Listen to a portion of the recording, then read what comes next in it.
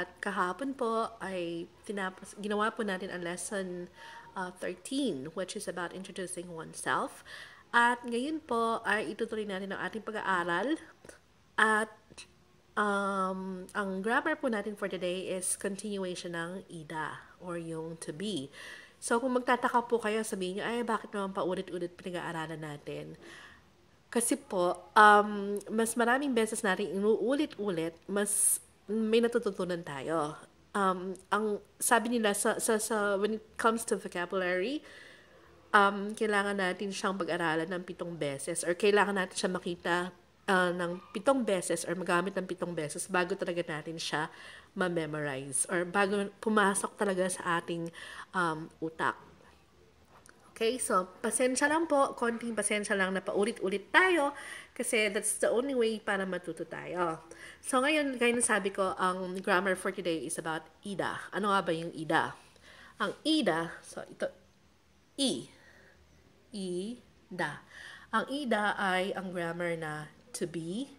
Remember sa pag-aaral natin ng English, yung mga B words natin, yung gaya ng is, am, are. Sa Filipino, I think, ang to be is I. Parang ako ay si Ana, ako ay si Betchay. I. So, I. Right? So, kahapon din po pinag-aralan natin kung paano natin i-introduce ang sarili natin. So, ngayon, ganyan din po yung gagawin natin. So, yung ida po, meron siyang polite version. Gaya po ng sinabi ko kahapon, ang Korean or pagsasalita ng Korean ay may 3 level. Yung first level is yung nopunmal, which is the highest level. Formal, polite. Ginagamit po natin ang nopunmal pag ang kausap natin is mga matatanda at saka mas nakakataas sa atin. So, halimbawa, yung bagong presidente namin dito sa Korea, si President Moon Jae-in, kung mamimit ko siya, ang gagamitin kong salita sa kanya ay nopunmal kasi siya napakataas na tao. So, yung pangalawa naman po ay yung jondaemal. Yung jondaemal is informal, polite form. So, polite pa rin siya, marespeto pa rin ang pananalita, pero hindi siya ganun ka-formal. So, ginagamit natin ang informal, polite form sa mga araw-araw na pananalita kung nakikipag-usap tayo sa mga kasama natin sa trabaho or kahit na pumunta lang tayo ng tindahan, may binili tayo, ginagamit nating form is yung jondaemal or informal polite. So, importante po na gumamit tayo ng polite form ng pananalita para hindi naman tayo magmukhang bastos. Yung highest form, gaya na sabi ko, is nopunmal. Yung pangalawa is jondaemal. At yung pangatlo is banmal. So, yung banmal, ginagamit natin ito pag ang kausap natin ay mga bata at mga friends, mga kaibigan na kasing edad natin or hindi nalalayo ang edad. So, ang gamit natin is banmal. Pero, usually, yung ginagamit natin is jondaemal, which is informal, polite. Okay? So, ang ida, ang informal polite form niya is i-e-yo at ye-yo. So, pareho po, pag gumagawa tayo ng question, i-e-yo at ye-yo ang ginagamit natin. So, pag question, tumataas yung tono. Ganun lang siya na iba. Pero, sa formal polite ng ida, or yung nopunmal na tinatawag natin, ito ay imnida. At, ang question naman is imnika.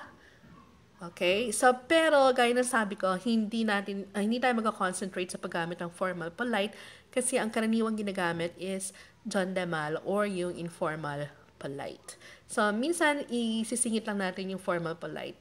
Pero, like I said, yung mga movies na papanood, yung mga Korean movies at Korean TV, usually nag-e-end sila sa imnida, right? Or iyeyo, or yeyo, or yo, yo, yo. So, kasi ginagamit nga natin is usually jondaemal or informal polite. Okay? Paulit-ulit, so natandaan niyo na siguro yan.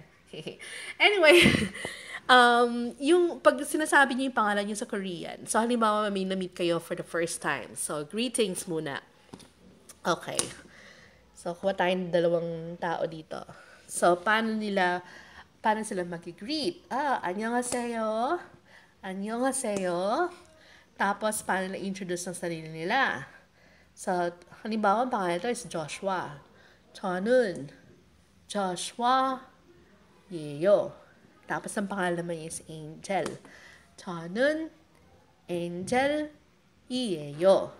Okay? And then, 만나서 반가워요. 만나서 반가워요. Okay? So, nice to meet you. Nice to meet you too. Alright. So, mag-concentrate tayo sa pangalan. Yung mga pangalan ng Koreans naiiba sa Filipino, di ba? So, usually, pag binabanggit nila yung pangalan nila, ang una ay yung last name, tapos yung given name. So, halimbawa si Moon Jae-in. Si Moon Jae-in yung bagong presidente namin sa Korea.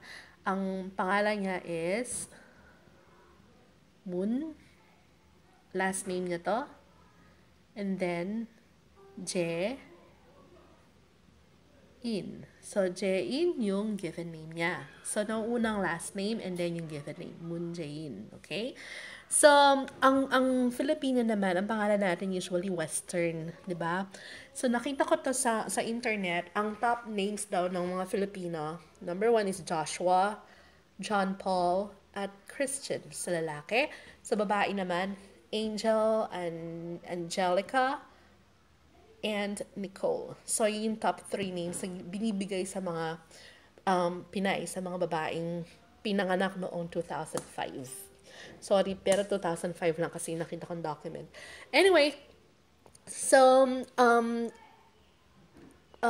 gagawin natin siyang Korean. Isusulat natin yung name na to sa Korean. Pero bago yan, muntikan ko na makalimutan. So, bakit nga pala siya Ieo at bakit ito Yeo? So, ito, ginagamit to pag merong... Ay, mali. Mali ang sulat ko ng ano. Okay. Tamang pagsulat daw. Yan. Patchim. Okay? O, patchim yung tinatawag nating final consonant. Okay, final consonant. So, dito naman, pag walang patchim, ginagamit natin yeo. Pag merong final consonant, ang ginagamit natin is ieo. So, ano nga ba yung final consonant? Ito yung consonant sa ilalim. So, ito, patchim siya. Ito, patchim din to. Ito, wala siyang patchim kasi wala siyang final consonant. So, vowel lang siya. Okay? So, pag merong patchim, ang gamit natin is ieo. Pag wala, yeo. So, paano natin isusulat ang mga pangalan na to sa Korean? Dahil Western names to, pina-follow lang nila yung kung paano binibigkas yung name. So, in this case, it's Joshua. Joshua. Right? Joshua. So, ano yung Jo sa Korean? Jo. And then, Shu. What makes a sound Shu? Shu. And then, So, Joshua. Okay? John Paul. So, John Paul, I think in Korean it's like John Paul. So, John. And then, Paul. Sorry. Kasi, nagkaroon ako ng style ng pagsusulat. Ayan. John Paul. Alright. John Paul. Joshua, John Paul. And then Christian, okay, medyo madugo to. Like K na sound. Kuris. Like I said before, yung ito, ang sound niya is S, right? Pero pag final consonant to, ang sound nito is like T. So, kurit to. So, hindi natin ilalagay yung S doon. Instead, dito siya. Chan. Okay. Chan. Okay? And then here naman, Angel. So, Angel dahil A siya, hindi siya Angel. Okay? Angel. So, ang sound niya is yung na ganito. N. And then ito dahil is siya, so ano nga ba yung J na sound? It's this one. And then E, so N, gel. So like I said, ito, ang tunog nito is R, but pag nasa ilalim, it's L. So Angel. Okay? Yun ba Angelica? So Angelica, and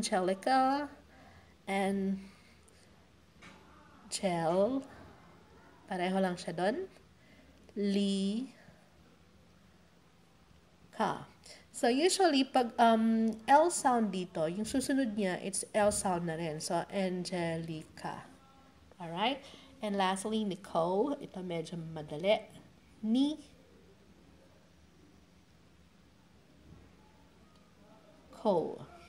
Okay, Nicole. Alright. So, yun daw yung pinaka-popular na name sa Pilipinas. So, tingnan natin ha, yung Joshua, meron ba siyang patim? Wala. So, wala siyang patim. Kung wala siyang patim or yung final consonant, ang gagamitin natin is yo. Okay? John Paul, meron ba siyang patim or final consonant? Meron. So, ang gagamitin natin ay yo. Alright. So, Christian, meron siyang final consonant. So, ang gagamitin natin,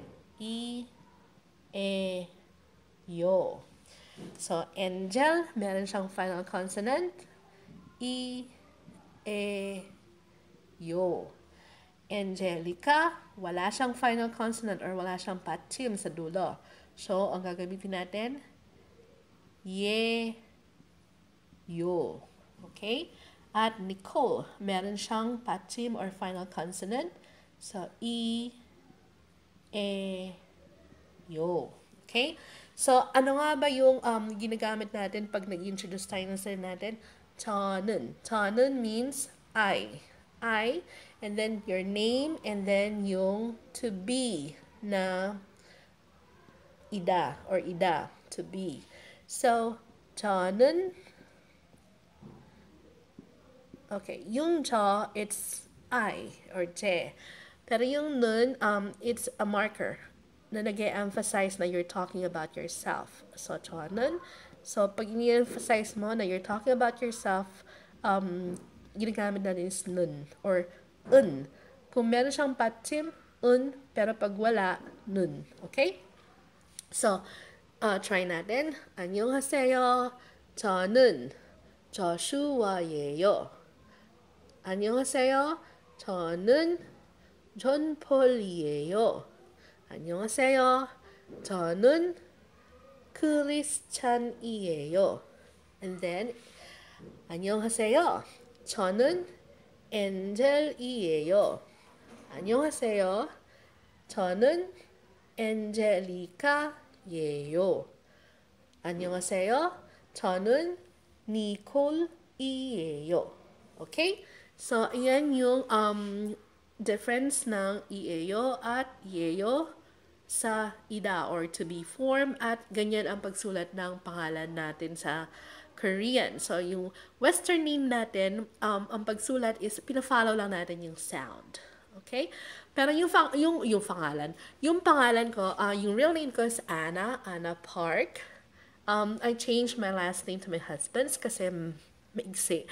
Kasi nung hindi pa ako Park, ang haba-haba ng pangalan ko. Kasama yung family name at last name. At noong time na yon, mga 14 years ago, nung una akong pumunta ng Korea, medyo hindi tinatanggap ng computer system kasi hanggang 5 characters lang. Yung sa akin ang haba. 5 syllables lang. Yung sa akin ang haba.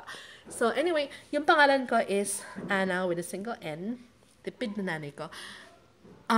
Yung a na sound is right? And then Anna. Usually, pag Anna ang pangalan mo, Anna, schwa sound kuno, ang pagsulat nila is sa Anna. Pero, lumaki ako Anna talaga yung tawag sa akin. So, Anna. Hindi siya Anna. Okay? So, So, nung kinorian ko siya, ito na lang ginamit ko. Ana, Ana, Ana, Ana. So, pag tinatawag ako ng father-in-law ko, Anaya, Ana, Ana. Okay? So, anyway, pagpapatuloy po natin bukas ang lesson, nawala na ako, lesson 15 yata. So, tomorrow, daragdagan na ating kaalaman at pag-aaralan natin ang pag-i-introduce pa rin sa sarili natin. Hehehe. Bye!